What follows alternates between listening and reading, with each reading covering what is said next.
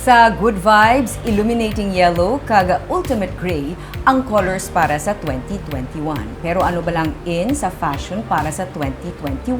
Kag ano naman ang para sa hairstyle kag hair colors? Aton hibaluon gikan sa pila sa mga kilala nga fashion designer kag hairstylist sa Bacolod sa Sininga Report.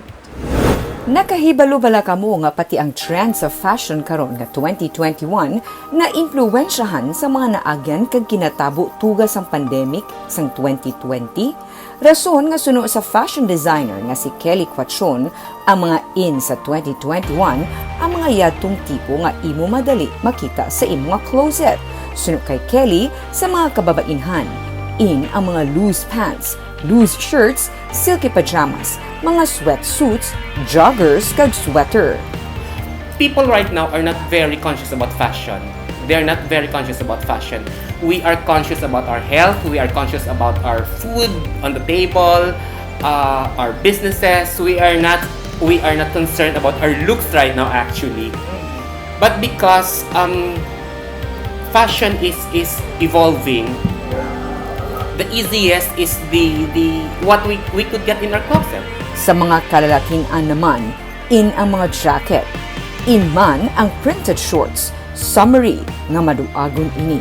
Sunod kay Kelly, ini ang naga-energize sa nagasuksok. Tanda sang pagkalampuwas sa kung anuman ang naging inagyan sang 2020. Illuminating Yellow kag Ultimate Gray ang colors para sa 2021 nga suno kay Kelly sarang man mag-impluwensya sa luag sang fashion.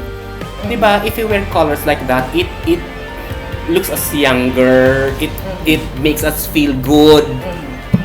Depende sa color, sa shades ang ginasuksok ta. Wala naman sang specific hair color for 2021 suno sa hairstylist na si Leo Riquillo. Pero sarang mag-combine sang duha tubtub tatlo ka hair colors. Example, suno kay Leo, black hair with blue or green highlights, black with blue, brown with violet, black with silver highlights.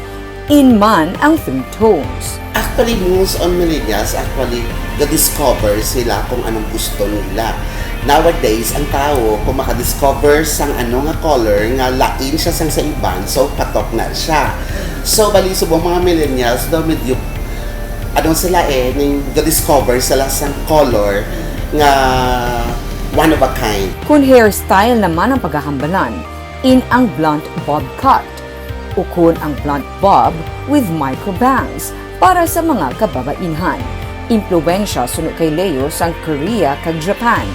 In man ang curtain bangs. Para sa long hairstyle, wavy and curly ang in. Sa mga kalalakihan naman, medium length, side swept, kasubong sa dekada 90. In man ang undercut kag man bun. Undercut, side by side, and then long on the top. And pwede mo siya ma-ponytail, pwede mo siya ma-bun, actually. And nagbalik ang afros.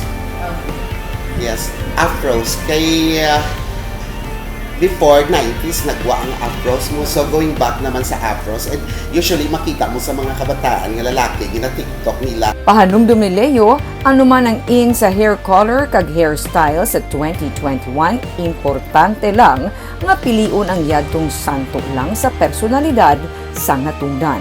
Para naman kay Kelly, ano man ang fashion trend nga luyag sundon, hindi dapat pagkalipatan nga komportable ang natungdan sa anuman nga iya mapilian.